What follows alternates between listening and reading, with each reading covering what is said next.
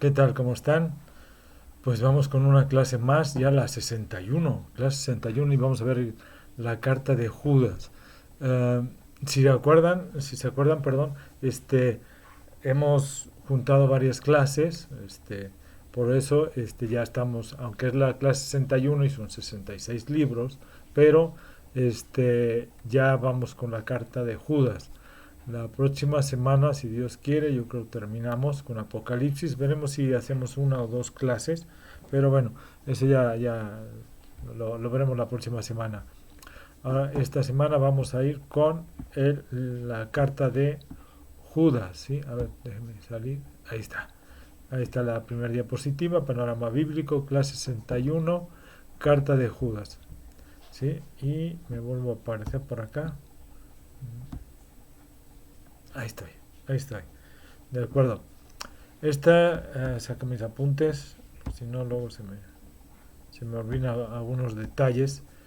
Y bueno, esta carta es una carta universal, se le llaman así, incluida en la lista eh, de los primeros escritos, ¿no? De la escritura se le llama lista primitiva de escrituras del Nuevo Testamento, ¿sí? O sea, es de una de las primeras, probablemente fue escrito, bueno, probablemente sí, en el siglo se incluyó en el, digamos, en las escrituras a partir del siglo II después de Cristo, ¿sí? Y aunque ninguno de los padres eclesiásticos lo citó, ni siquiera se mencionó antes de Clemente de Alejandría, en el 150 al 215, ya se usaba en las iglesias esta epístola o carta, ¿sí? Judas 1, en el capítulo 1, identifica al autor de esta carta como Judas, hermano de Santiago. Es probable que se refiere a Judas, el medio hermano de Jesús, así como Jesús tuvo también un medio hermano llamado Jacobo o Santiago, ¿sí? Eso lo vemos en Mateo 15:55.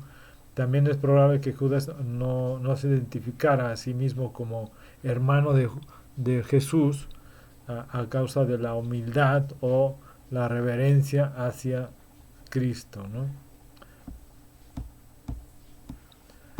La carta de Judas está estrechamente relacionada con la carta de segunda de Pedro.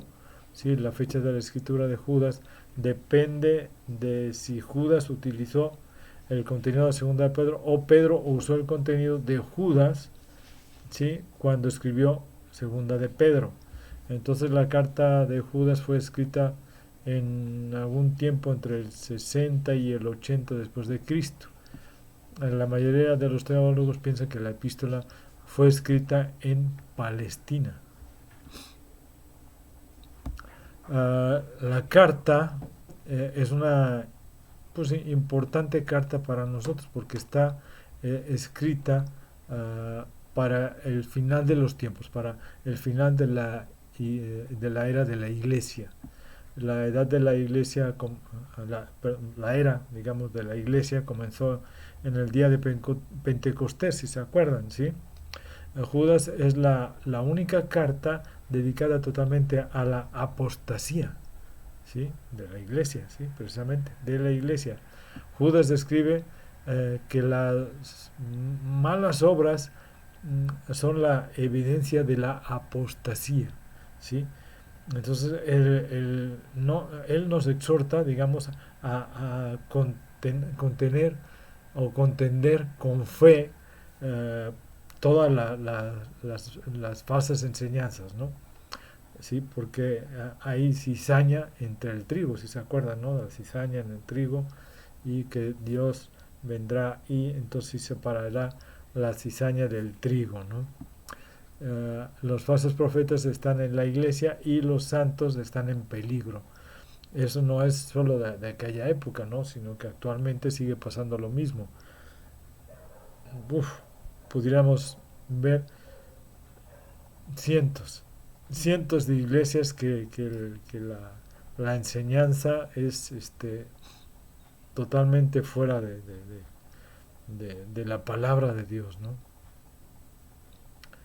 Judas es una carta pequeña, realmente es pequeña, es un solo capítulo, pero muy importante y digna de estudiarse realmente, ¿no?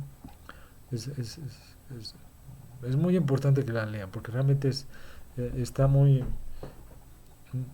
muy fuerte, que realmente se ve qué es lo que está pasando actualmente en la iglesia, se ve que está pasando o que pasaba también en aquel tiempo, pero realmente nos ayuda mucho a entender realmente lo que está pasando actualmente, ¿sí? Para que podamos entender qué es la apostasía dentro de la iglesia. De acuerdo con el verso 3, Judas estaba ansioso de escribir acerca de nuestra salvación. Sin embargo, da un cambio de tema, un giro, digamos, ¿sí? Y empieza a abordar eh, el, el, el contender con fe a estas enseñanzas. Esta fe personifica todo el cuerpo de la doctrina cristiana enseñada por Cristo y dada posteriormente a los apóstoles, ¿no? Después de advertir Judas sobre los falsos maestros en el versículo 4, 17, de los versos 4 al 16, perdón, él nos aconseja cómo podemos vencer la guerra espiritual, ¿sí? Versos 20 y 21. Aquí la sabiduría que uh, hay una sabiduría ahí que haríamos muy bien en aceptar y adoptar realmente, ¿no?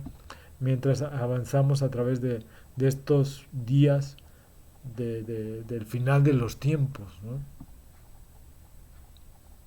La carta de Judas está llena de referencias del Antiguo Testamento, incluyendo, no sé, Éxodo, versículo en el 5, la resurrección de Satanás en el versículo 6, Sodoma y Gomorra en el versículo 7, la muerte de Moisés en el versículo 9, Caín en el versículo 11, Balaam, versículo 11 también, Coré en el versículo 11 también lo menciona, Enoch en el capítulo del 14-15, Adán en el versículo 14, o sea, el uso de Judas da ese uso que tiene, más bien, de,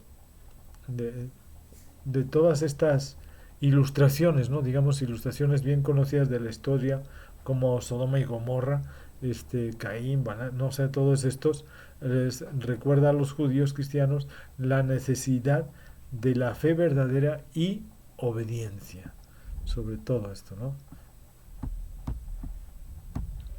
Y vivimos en un tiempo único en la historia realmente, y esta pequeña carta puede ayudar a equiparnos para afrontar los indecibles retos de vida en el final de los tiempos.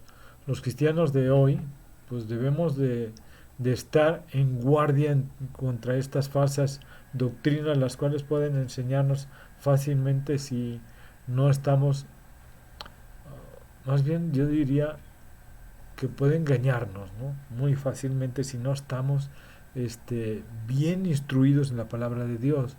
Son fáciles de que enseñen cosas falsas y nosotros, si no estamos bien instruidos, irnos hacia esas doctrinas. Necesitamos conocer el Evangelio para protegernos y defendernos, ¿sí? Y sobre todo defenderlo a él, al Evangelio, ¿no? De estos ataques, y aceptar el señorío de nuestro Señor Jesucristo, lo cual se hace evidente por un cambio de vida, ¿sí? La auténtica fe siempre refleja una conducta semejante a la de Cristo. Nuestra vida es Cristo, eh, por lo que debemos de reflejar el conocimiento de nuestro propio corazón que descansa en la autoridad del Creador, ¿no? Y Padre Todopoderoso, o sea, de nuestro Señor Jesucristo. Quien pone esa fe en práctica, pues va a encontrar que va a ir cambiando, ¿sí? Va a ir cambiando y va a ir pareciéndose cada vez más a nuestro Señor Jesucristo. Necesitamos esa relación personal con Él. Solo entonces pues realmente reconoceremos o conoceremos su voz, y que nos seguirá enseñando y guiando, ¿sí? hacia Él, hacia la verdad de la palabra de Dios. Sabemos perfectamente que la fe, la fe es lo que realmente debe de movernos, la fe en Cristo, y sobre todo ¿cómo les diría? Esa unión que debemos tener, ¿no? Esa relación personal que debemos de tener. Porque si no existe esa relación personal en Cristo, realmente no, no podemos tener un sustento real con nuestro Señor Jesucristo, ¿no? O sea, no podemos tener un sustento verdadero en nuestra fe, ¿de acuerdo? Entonces, léanla, está muy interesante, está muy bonita, van a ver cómo ahí nos muestra cómo es la apostasía dentro de la iglesia, incluso nos vamos a dar cuenta cómo esa apostasía se ve actualmente, ¿no? Y se nota mucho, mucho más que antes, ¿no? ¿De acuerdo? Bueno, que Dios los bendiga, nos vemos la próxima semana, hasta luego.